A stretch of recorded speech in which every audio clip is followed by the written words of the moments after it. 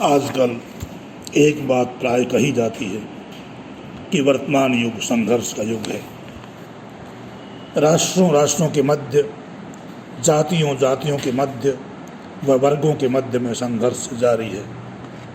इतना ही नहीं, भाई भाई, पति पत्नी के मध्य भी संघर्ष चल रहा है। इससे भी आगे बढ़कर आज तो व्यक्ति के अंदर अंतर्मन में भी द्वंद्व जारी है। चारों ओर विघटन और टूट फूट हो रही है। कोई भी राष्ट्र या परिवार संघर्ष के इस रोग से अछूता नहीं है। आखिर इतने बड़े विश्वव्यापी बिखराव और तनाव का कारण क्या है, यह हमको जानना ही होगा। हमारे अनुसार इसका सबसे पहला कारण युग का बदलाव है। युग परिवर्तन से युग बोध बदला है और उसके बदलने से जीवन मूल्य या जीवन दृष्टि बदली है। आज हम मूल्यों के चौराहे पर खड़े हैं।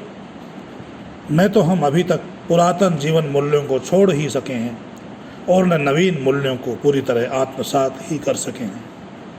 ऐसी स्थिति में एक प्रमुख सांस्कृतिक संकट उपस्थित हो गया है, नए और पुराने का, सनातन और नूतन का। ये दृष्टिगत संघर्ष ही आज के संघर्ष का मूल कारण है।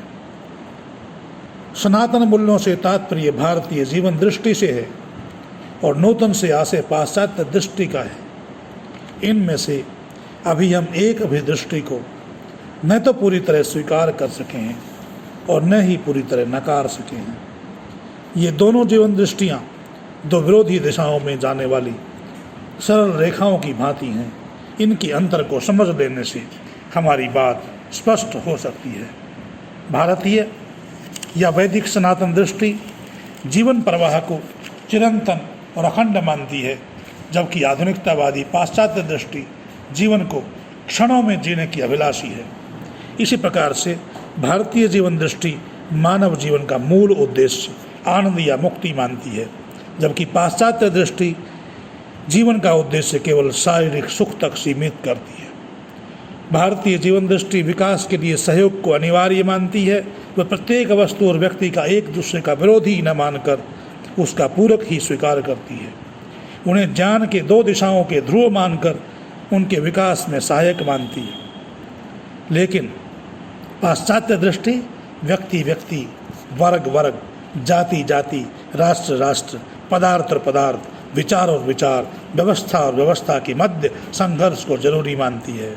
उसके यहाँ तो विकासवादी सिद्धांत की प्रक्रिया ही वाद विवाद और संवाद की है। वहाँ सहयोग के लिए गुंजाइश नहीं, वहाँ तो केवल सतत संघर्ष की प्रेरणा है। और तो क्या, धर्म के विषय में उसकी यही चिंतना है। भारतीय जीवन दृष्टि ये मानती है कि हमने जो भी कुछ पाया है वह प्रकृति और परमात्मा के उपहार के रूप में पाया है, अतः हमें उसका धन्यवादी होना चाहिए। इस विषय में विकासवादी और मार्क्सवादी अथवा आधुनिकतावादियों का ये कथन है कि मनुष्य ने जो कुछ भी पाया है वह केवल और केवल उसके संघर्षों का ही परिणाम है। कोई ईश्वर या खुदा जैसी कोई वस्तु नहीं है। जो कुछ है सो मनुष्य है। बल्कि उन्होंने यहाँ तक कह दिया कि खुदा ने इंसान को नहीं बनाया, बल्कि आदमी ने ही खुदा को अपनी कल्पना द्वारा बनाया है। ऐसी स्थिति में ऐसे लोग आत्मा परमात्मा की बात कैसे करेंगे या मानेंगे? कैसे उस पर भरोसा करेंगे? कैसे जीवन में संतोष और अपरिग्रह के नियमों का पालन करेंगे? भारतीय जीवन दृष्टि मूलतः निवृत्तिवादी अथवा त्यागवादी रही है। उसने त्यागपूर्वक भोग को उचित माना है, जबकि पाश्चात्य दृष्टि में त्याग या संयम के लिए कहीं कोई स्थान नहीं है। वहाँ पर तो उन्मुक्त उपयोगितावाद या उपभोक्तावाद है। वहाँ पर प्रत्येक वस्तु का भौतिक प्रयोजन है, अतः सब कुछ संसाधन है। और तो क्या, स्त्री और पुरुष भी संसाधन मात्र हैं। इसीलिए आज भारत में भी शिक्षा मंत्रालय का नाम मानव संसाधन विकास मंत्रालय रख दिया गया है, देखा देखी। ऐसी स्थिति नियम संयम और सदाचार का क्या मूल्य हो सकता है, जब जीवन का एकमात्र चरम लक्ष्य भोगवाद रह गया हो? तो फिर समाज में बलात्कार और अपहरण और हिंसाचार ही होगा। संयम और सदाचार कैसे होंगे? भारतीय जीवन दृष्टि ने प्रवृत्ति का सर्वथा विरोध नहीं किया है, बल्कि प्रवृत्ति और निवृत्ति का समुचित विधान किया है। मानव जीवन के 4 परम पुरुषार्थ धर्म, अर्थ, काम और मोक्ष निर्धारित किए। इनमें से बीच के 2 प्रवृत्ति परक हैं, जबकि आदि और अंतिम निवृत्ति मूलक हैं। कहने का तात्पर्य यह है कि हमारे यहाँ जीवन में भोग और योग का समुचित सामंजस्य रहा है, जबकि पश्चिम में उन्मुक्त उपभोक्तावाद है। हमारी दृष्टि ये रही कि निरंतर भोग करने से हमारी कामनाएं तृप्त नहीं होती, बल्कि अभिलाषाएं और ज़्यादा उमड़ जाती हैं। मनु महाराज कहते हैं, न जातु काम कामानाम उपभोगेन साम्यति हविषा कृष्णवर्तमेव भूय एवाभिवर्धते। जिस प्रकार से यज्ञाग्नि में घी की आहुतियाँ डालने से वह और भी प्रचंड हो जाती है, इसी प्रकार से कामनाओं की निरंतर पूर्ति से वह घटती नहीं बल्कि और भी बढ़ती हैं। ये हम व्यवहार में भी देख सकते हैं। जिसके पास साइकिल है वह स्कूटर मोटरसाइकिल पर चढ़ने की बात सोचता है, और जिसके पास ये है वह कार की बात सोचता है, और कार वाला वायुयान की बात सोचता है। इसी प्रकार से जिसके पास 1000 रुपये हैं वह लाखों की इच्छा करता है। लाखों वाला अरबपति और खरबपति बनने का स्वप्न देखता रहता है। कहने का तात्पर्य यह है कि कामनाओं का कहीं अंत ही नहीं है। तभी तो उपनिषदकार ऋषि कहते हैं, न ही वित्तेन तर्पणीयो मनुष्य। मनुष्य कभी धन से तृप्त नहीं हो सकता। कबीर जी भी यही कहते हैं, तन की भूख तनक है आध पावया शेर, मन की भूख अनंत है पक्ष जाए सुमेर। इसी भोगवादी जीवन दृष्टि के कारण जीवन में उद्दाम भोग लालसा जगी है। सुख सामग्री के संचय की अंधी होड़ लग गई है। जब एक ही वस्तु के अनेक ग्राहक हों तो वहाँ संघर्ष तो होगा ही। त्याग और समर्पण अथवा सेवा और सहकार आज बीते युग की बातें हो गई हैं। सब स्वार्थी हो चले हैं। जहाँ भी स्वार्थ टकराता है तो संघर्ष हो जाता है। आय के साधन सीमित हो गए हैं, लेकिन आवश्यकताएं असीमित हैं। ऐसी स्थिति में समाज में खिंचाव और तनाव और आपाधापी है।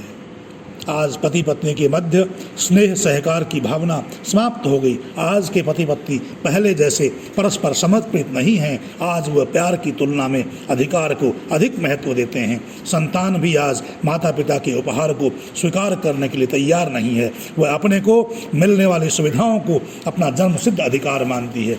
जिस समाज के अंदर सारे मानवीय मूल्य स्वार्थ की सूली पर टांग दिए गए हों, उस समाज को जीवित जागृत समाज नहीं कहा जा सकता। ऐसे समाज को तो मृत समाज ही कहा जा सकता है।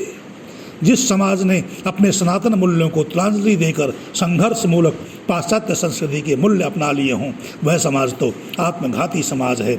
आज पश्चिम में रुपया है, पैसा है, सुख सामग्री है, सब कुछ है, लेकिन शांति नहीं है, क्योंकि वहाँ की जीवन दृष्टि संघर्ष मूलक है। हमारे यहाँ पर पहले चाहे इतने सुख साधन नहीं थे, क्योंकि हमारी दृष्टि सहयोग मूलक थी। यहाँ पर जाति जाति में सहयोग, वर्ग वर्ग में सहयोग, व्यक्ति व्यक्ति में सहयोग, पति पत्नी में सहयोग, भाई भाई में सहयोग था। आज सहयोग के स्थान पर अनावश्यक संघर्ष और विरोध आ गया है। योग त्याग के स्थान पर उन्मुक्त भोग आ गया है। परमार्थ के स्थान पर नग्न स्वार्थ नाच रहा है। समर्पण और सेवा और स्नेह के स्थान पर अवसरवाद का बोलबाला है।